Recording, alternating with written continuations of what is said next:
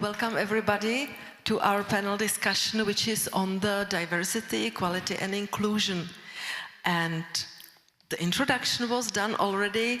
Why I'm standing here actually as a moderator, and why I hope I am half qualified to run this panel.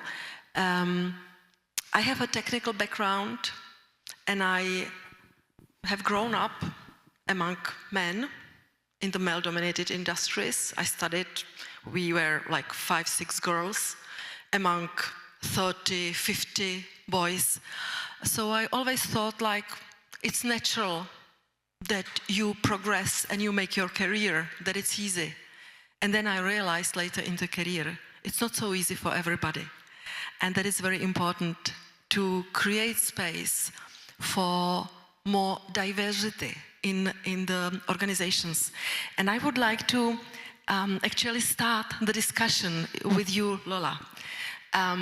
Why is actually having diversity in the organizations, why it is important actually?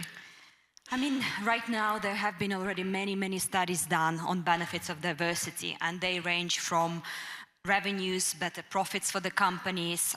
These are tangible results. It's not just about policies, but it's really about the saving on retention costs of the employees, well-being, and many more. And in each industry that can manifest in various ways, but again, there is the tangible factors that show that it makes sense to have diversity in your team. It's not just about some quotas somewhere coming from some policymakers, but it's been proven in data already.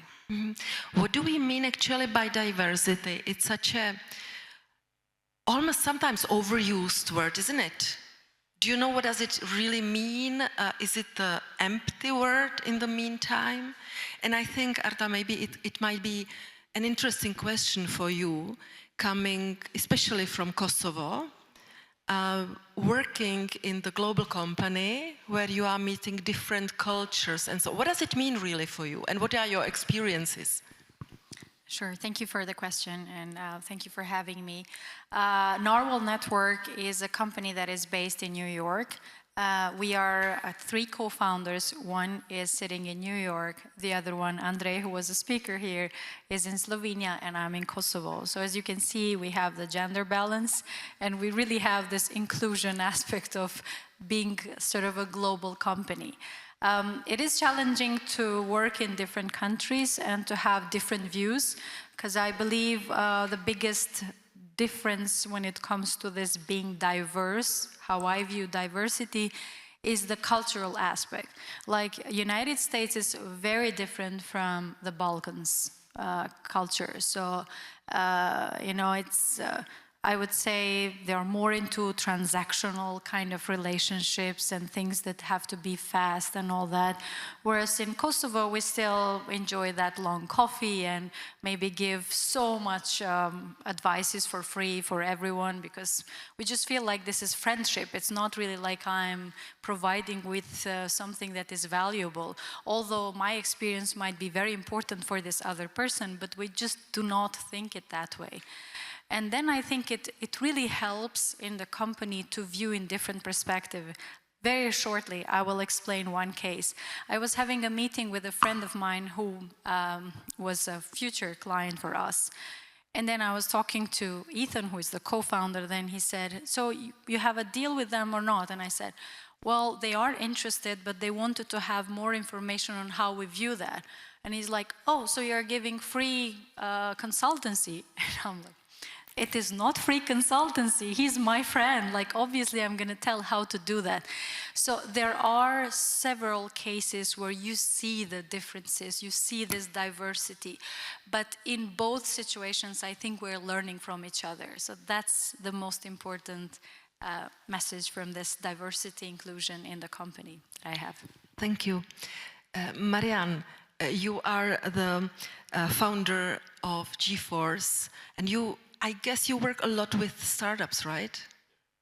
How do you see the diversity and inclusion in the startup world? We know, and we had actually quite a nice chat before with the girls about the quota, and we can actually come back to that, yeah, that in the large corporations actually it's almost like must have and something what needs to be there.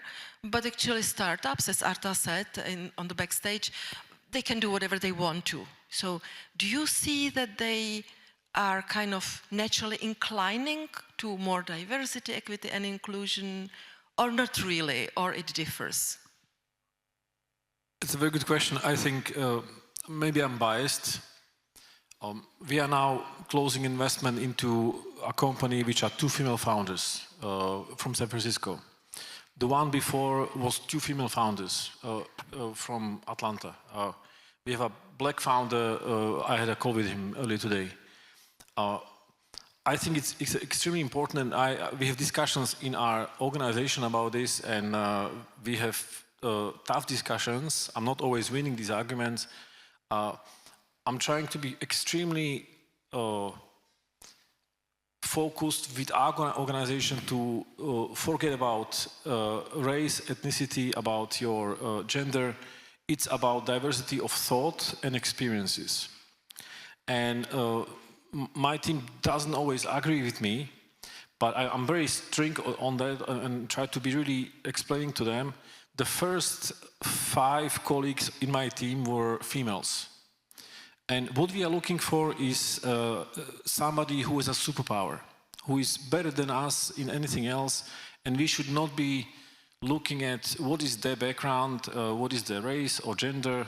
If they are exceptional, we would like to work with them.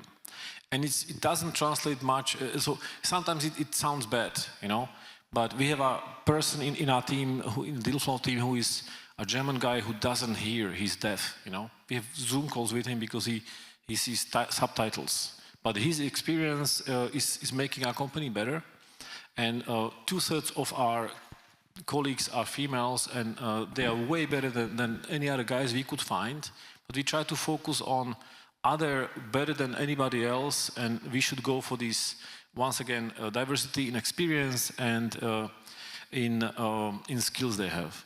That's actually, I'm loving what you said, and I used to call it like we want the micro-diversity on the individual level, bringing different talents, different experiences, even different personalities.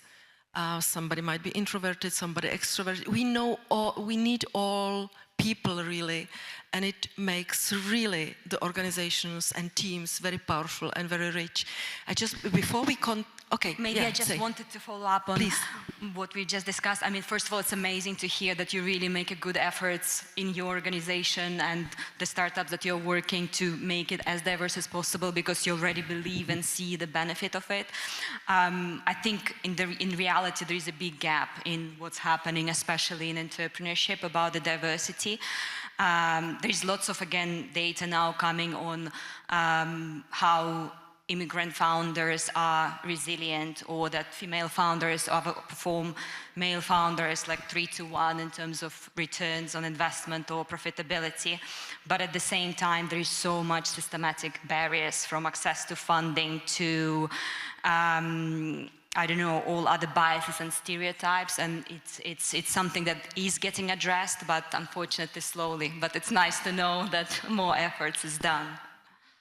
May I ask you, Markéta, you are coming actually from the totally male-dominated industry, and you are a superpower woman, you know, you are the CEO in your past, and now you are deputy to CEO. Doesn't matter really. That's part of our female humbleness, you know. We should just forget about it. You have been CEO, you are the CEO. How would you define the diversity, and what is the power of diversity as you see it from that environment? Yeah, it's really interesting in the development, because my focus is on industrial development, so that's really, really male-dominated. I enjoy it on one side. On the other side, as a woman, sometimes you really need to work 2 times harder to get the same achievements as men. But I can see that it's changing in, let's say, past years. More and more women are willing to work in that industry, but you need to have sharp angles, you know, and like you really need to like exceed the expectations. And yeah, like we have team that's 50-50, 50% women, 50% men, and it's working really well. Also, we have one woman, our colleague, she has 3 kids. And I can say that she finally made order in the construction department because our colleague were not able to do the paperwork and all that stuff and to put it all together. So yeah, we have, I would say, big diversity, even if we are a small team. Yeah, so it's really interesting that a lot of organizations actually do not understand what are the benefits of having diversity. And we are sitting in the panel for female leaders as well. And it's what really caught my attention quite recently, and these are old researches, is something about collective intelligence. And there are repetitive researches proven again and again and again that teams which have enough women in that have much higher collective intelligence as a group than other teams.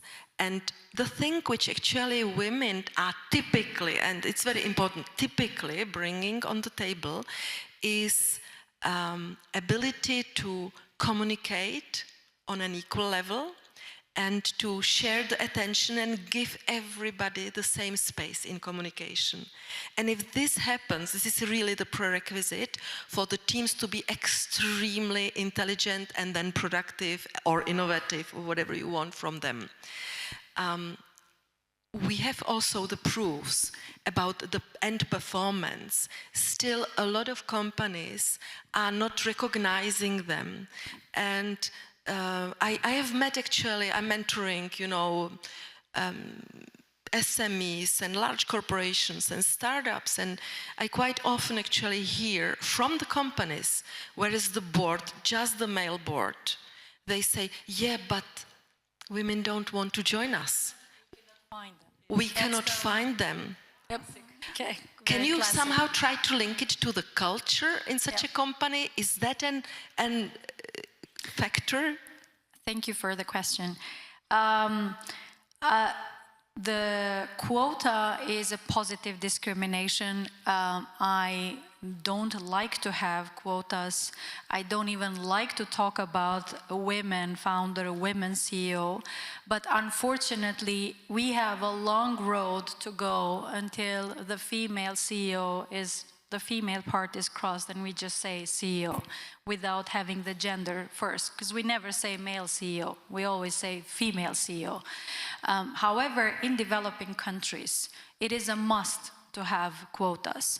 And in the backstage, we were discussing this, that once the quota was put for the board members, there were a lot more women that none of us knew how great they are. And it wasn't like the quota helped them, but they outperform most of the men that were there. And it was the same discussion, like, yeah, we're open to have more women in the board, but where can we find them? Once the quota was introduced, guess what? There were so many women out there just waiting in line. There's only 2% of women in the VC funds. And there's a ton of research on that. That still, yeah, women are not asking for funds. Women are more angel investors rather than VC funds, because that's more of a men's world. Once they go in pitching, the questions are way different for women compared to men. They are almost sexist. In some cases, they are not convincing. And in the end, they just say like, sorry, I don't think this business will work. It's not even a case where they would say, okay, there are 5 things that I don't think practically will work, regardless of the gender, but they go into this direction of making the process harder to get the funds. This is even worse for females that are black. So I would love to have cases like yours with more founders, but unfortunately, globally, we are very low when it comes to percentages of inclusion in higher position. Look at the corporate, 70% of most of the banks are hiring women. Once you go in the higher pyramid, it's all men.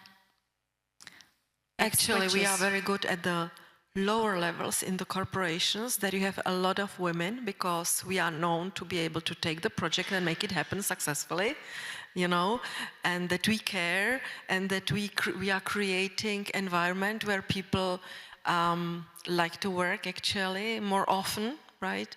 All these things, yet the top layers in the corporations very often are still dominated by men. And I just want to add to that, and you know, we often talk about glass ceilings, but it's not necessarily the glass ceilings, it's really that on every stage of women progression in her career, there is a big dropout. And dropout not because just, you know, women have kids and other things, but it's because they're not given the equal opportunities to get promoted. And of course, if you have a leaky pipe and in every hole, you know, some women are drop out, you just have, of course, less women to be there at the C-suite position to get promoted. And this is where it's so crucial to address the problem of women dropping out early stages careers. So we all end, I think women are more like percentage-wise have higher education, they finish universities, but then again on every single step it's drop out, drop out, drop out because of all the barriers they face along the way. Especially with maternity, which, as the ladies were talking about before.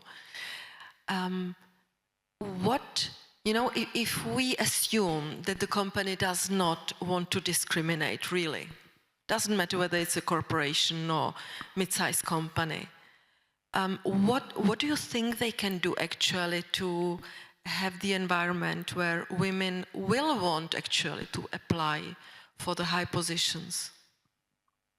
I mean, there's definitely lots of things can be done. I think the crucial one is really to have this allyship inside the company where people support each other. Yes, women have, again, confidence issues. I liked what Renata and Tanya were discussing in the working group. So there is like a couple of things that needs to be done. But then this allyship is crucial. I mean, it should be across, you know, from the lower levels in the organizations to the very top.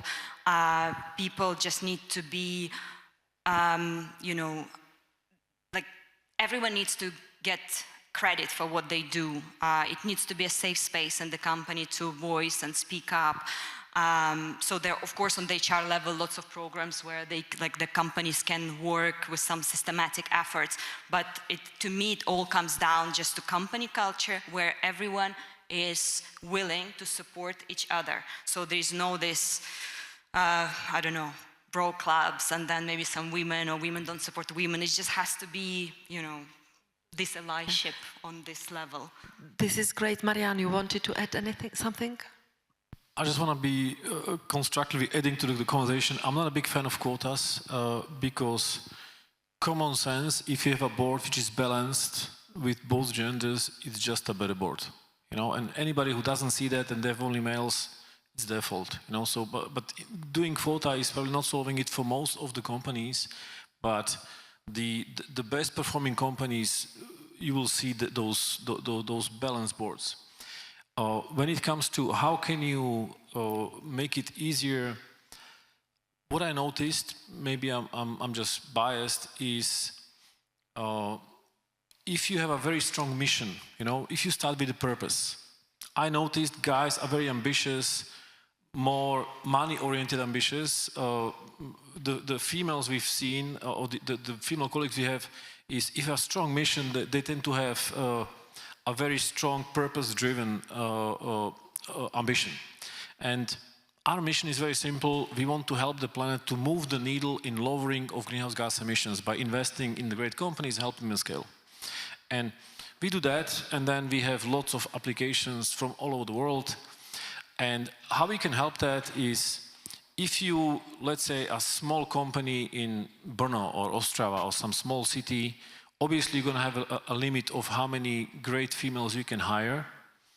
We made a very strategic decision of you have to have a trade-off. Either you want to have everybody in your city, or you can hire anyone you want and they don't have to be in your city, which is harder in other ways.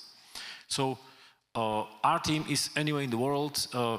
Our head of legal, she's incredible. She's from Shala, a small city next to Bratislava where I'm based.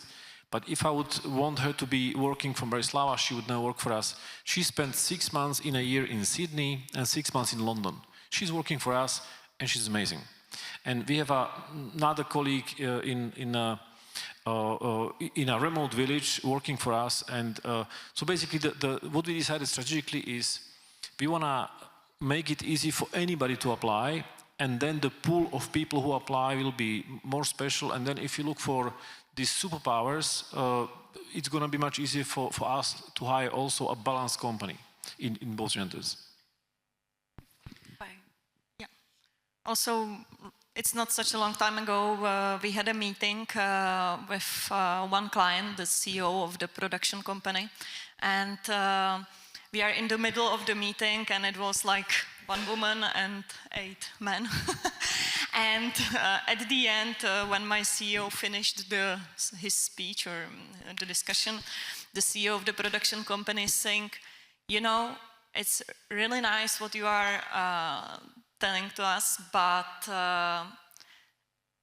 women, they have emotional intelligence, and that's also very important, not even for the negotiations with the clients, but they have, let's say, they can, I would say, a little bit better. They can feel the atmosphere, what type of communication to use, you know, to do some, let's say, icebreaker for the meeting. So he pointed out that it's really nice what we are negotiating, but if the emotional intelligence is missing, it's also very difficult sometimes to reach some agreement. So I think that's also important aspect.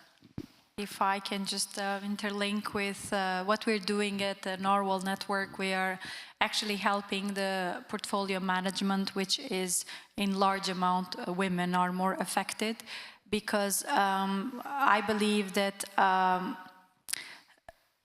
majority of women are not even aware how much potential they have. So it's to your point of confidence, I think that's one of the biggest challenges that most of the women have. So that's why through Narwhal Network, we really try to help these women navigate better through their career and really use these skills. I've seen so many women out there saying like, oh my God, I feel confused, like I'm not very much specialized because I did this and that, and maybe sometimes I sound like I'm not that professional, but I can do a lot of things. And I told them that this is exactly what people need now. Unless you work in a factory where you really need to have one operation and that's all, you need to have multiple skills to be able to be of a great value to the company. And women can do more multiple engagements than men that are more directed to or more focused to one thing. So the portfolio management career, especially after COVID, is booming, especially with the opportunity of working remote, like they can have multiple engagements with the companies, and this is what we do with Narwhal Network. You know, one thing what I'm always thinking is, we understand that diversity is actually beneficial for everybody, for the whole society. And we understand that somebody said, you know, in the backstage, minorities, and I thought, what? We are 50% of the population. So some parts of the population are underrepresented, and it's not the best thing for the society. And yet, if we are speaking like men versus women, we focus our attention to have mentoring programs for women, to have all the workshops for them. Companies, in a good will, are actually organizing a lot of development programs for women. And we are trying to improve ourselves. But how about men? Are we forgetting them in that? I was in one conference similar to this one, and a room full of women, few men, And when there was a time for questions, somebody raised the hand and said, hey, these are all important questions and topics, and I was not aware. But why don't we have more men in the audience? Should we be more inclusive, actually, into this discussion with our men partners in the organization? What do you think? 100%. I mean, it has to be both parties involved until both genders sit at the table. I mean, things aren't going to change. So yes, I think that like some old school approach to diversity is very one-dimensional, and it's always kind of on two edges. It's either gender or maybe disability versus something else. First of all, it's not just that. There's a lot of intersectionality there, and what a lot of companies maybe don't get it right. They try to focus on one thing, on one particular KPIs, and they don't see the picture with the whole complexity of it. And when it comes to gender in particular, the only way is to bring both parties together. I'm so happy to see so many now young mothers who are doing really good job bringing up their sons differently, and I like myself as a mother of two girls, I think I've started bringing up my girls with a lot of biases. I was doing things that were I don't know, like just repeating what my parents did, and like always keeping them from climbing the trees and tell them to be careful and not to risk. And so women should be raise the younger generation to make girls maybe more brave, to help them with the confidence, and the same for boys. Maybe we shouldn't bring up boys only be like brave and don't show emotions, and because they're losing the opportunity maybe to learn emotional intelligence that way. So 100% has to be both ways. Men have to be play equal part in this. Please. Just one important information. Legally, when Nordic countries introduced parental leave for fathers, the productivity of women and the employment was increased quite high. And I think this is also part of discrimination, that men cannot have parental leave. Like it's, we have to take from both perspectives, because then it is not mother's job to stay, it's both parents' job to take care of their family and kids. And once this opportunity is given equally to parents, then we can see whether we have discrimination, or because we're talking about equal opportunities. That's the possibility. And then if you have equal opportunity, it's up to the parents to decide whether the mother wants to stay at home or the father, it's within the family. And then raising kids, I think we're already seeing some good improvements in younger generation when it comes to believing more in themselves. And I think this is very important by seeing more role models. You mentioned that you were only 6 kids, and I know that my mom was the only Albanian studying medicine in the 70s. As a woman, because science was for men. So, you know, we need to have generations so that this number is growing more and more. And once we see those role models, we kind of consider that this is possible. And I love your take, actually, on discrimination men, by having the system set up that actually they cannot take maternity and paternity leaves equally to women. And actually Nordics are a very good example. Now, what we can do as a society before the government and you know, finally decides to do the right thing, can we do something in the organizations?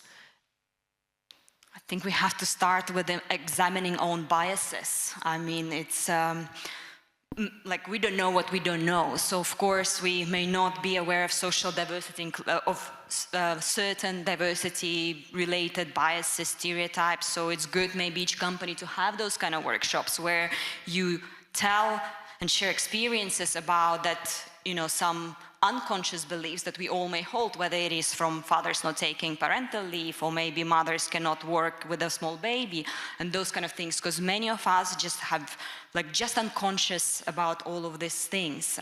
But once you start addressing these things in your personal life, in your professional life, suddenly, you're more aware, and then you stop doing unconscious choices, and then you can stop for a moment, and over time you kind of learn and build up the muscle of questioning every time you make a decision, whether it is promoting someone, you don't then necessarily have a performance bias and maybe judging underrepresented person by some, I don't know, in some certain way, you kind of okay, do I have a bias here?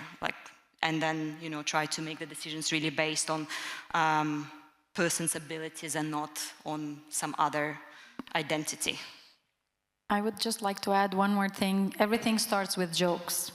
I guess we all experience that in our own workplaces. Oh, you look nice. Oh, you look tired. You look like you didn't do anything last night or whatever.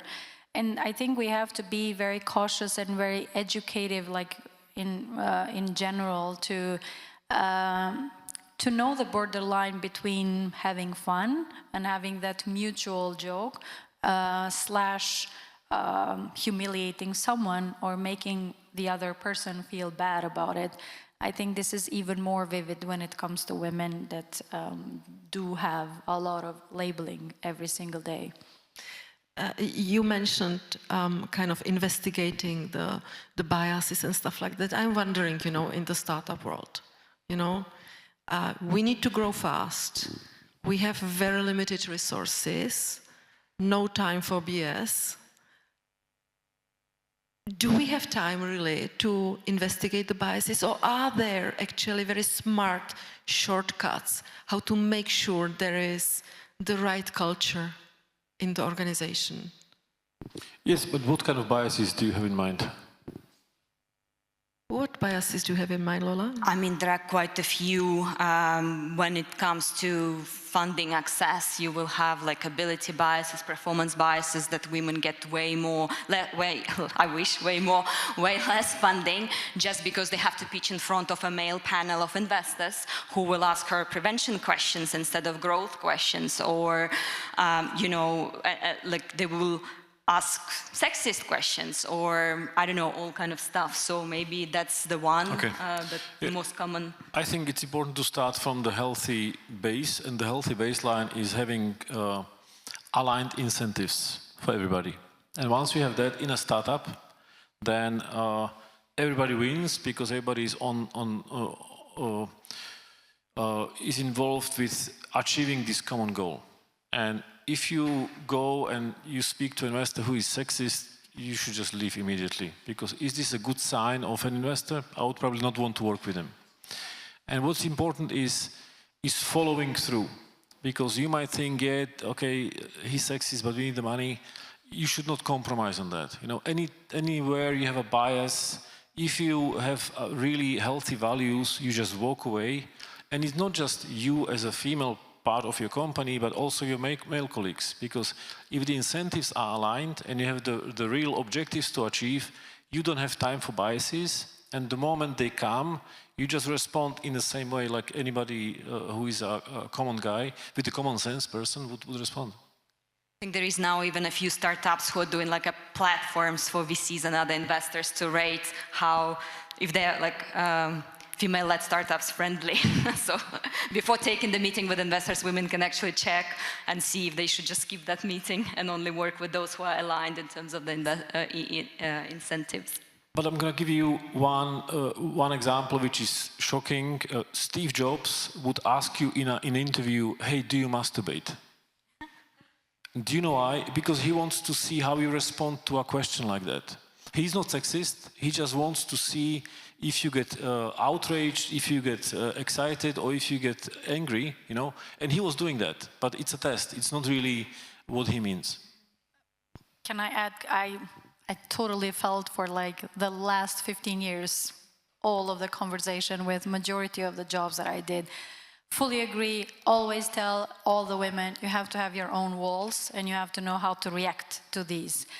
The problem is, the circle becomes smaller because there are so many people that not just make a joke or say something, but they also may have some worse and bad intention. And obviously you back up and you move and check somewhere else. But you realize that there's a mass of guys out there, and there's very small of them that are genuine and very professional and want to collaborate with you. And I think this is the bigger problem. But to your point, 100% agree, women have to have the thick skin and say, okay, this is my job, this is what I'm going to do. And I'm pretty sure that no one is going to insist in being, excuse my language, a jerk. But instead they would say, okay, she's a hard one or whatever. But they would just stop there, and then you can choose whether you want to work with that kind of person or not. That's very good.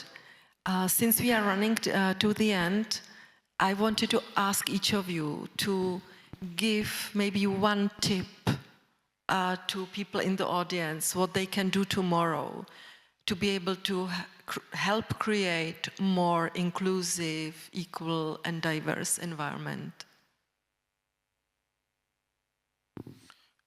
For me, it's simple. You know, you can help make the world around you better immediately today, not tomorrow, and it can start with a simple offering feedback as a gift. You know, because some people might be jerks, but they don't even know because this is what they are, and nobody told them. You know, and if you decide what your boundaries are, if somebody crosses that, I think you should speak up, because if you don't, they don't know. And they might not mean it badly, you know, because not everybody has a sense of fairness inside. They just might not have this filter, which some people do. And that's why, for example, in our company, I always check if we hire somebody. We have one colleague who is amazing in intuition, and I always ask her for a feedback because that's important to me. I also have intuition, but she's way better than me. And so what you can do tomorrow is just, if you have boundaries, somebody crosses them, just with respect, just speak up and tell them. And in 80% of the cases, they will be sorry and they will improve, in my experience. Thank you. Especially, I think this is very interesting from the male and female perspective, because female always think of what the other person might think, instead of say directly, or what do you mean by this? So I also fully agree on that. And I think, to add one more thing, it's very important to stay curious, to have discussions which might lead to various important collaboration in the future, as a message. From my side, it will be an advocate, and a little bit what Marianne said, speak up. If you do notice something is happening, don't make this norm. Like, we have to broad these things up. Support when you see some kind of inequalities happening. Again, not just women, men, any other things. Give credit people for their work. Just be an active advocate and examine your own biases. Seek to understand. If sometimes you make a decision or someone tells you something and you doubt the competence of that person, just seek to understand, and maybe there is some bias that stays in the way of you judging, making some decisions. I think that you should choose wisely the circle of the people you want to be surrounded with. Also, the people, not even just colleagues, but also the people you want to do business with. And I think it should represent not only your attitude and attitude of the company, but then it goes, I think, really well when you are surrounded by such a people. And I will add my 2 cents as well. We know from the research that actually both women and men are actually well aware, if you ask them properly, of the specific talents they are typically bringing to the table. Yet in the business, the performance, which is typically the male superpower, is you get the bonuses for that, right? What women bring to the table is actually not reflected in the bonus structure very often. So as a leader, I would take for myself, and I didn't do it when I was in the position, you know, back in McDonald's and Johnson & Johnson and stuff like that, where I was on the C-level sitting. I didn't do it, and I regret it. I would take it back and say, at least for my team, I will set up there some incentive and reward for what women are bringing to the table typically. And by the way, it's not only women. There is a lot of men who have a little bit more developed the female side who would appreciate it also a lot. We are exact on time. I don't know whether we are allowed to ask for 1 or 2 questions or whether there is anything in the Slido.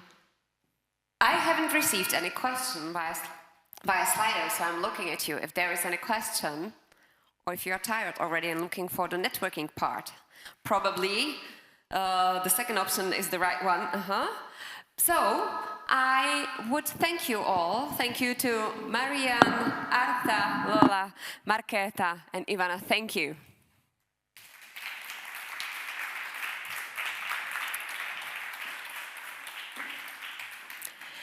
We are getting to the end of the official part here in the room. Obviously, the place will still be here for you to discuss, to do some networking. What I learned here, I've heard here that women have kids. Well, men do as well. We are still not there that we would be able to have them without men at certain moments of a time. They have to interact. So that's one bias that we should probably stop thinking about. We all have kids when we have kids. Women have many advantages to men incorporated in their brain, as we've heard in the lecture. And relations are crucial when it comes to career as well as the personal life. But for the really closing remarks of the whole meeting, I would like to invite back Patrick Juranek, who made this all gathering happen, so that he may do the closing. Okay. So, thank you very much, Michala, for your time and for amazing moderation, for to be the guide for all of this stage for today. You were amazing. And big thanks all of you that you made a time with us for today, some of you for yesterday, for all Innovations United, and you made it something special. And as I already saw some networking, some connection which already went out from those 2 days, I believe that this is something what can be helpful, what would make sense and what will bring new ideas and new innovations into the world.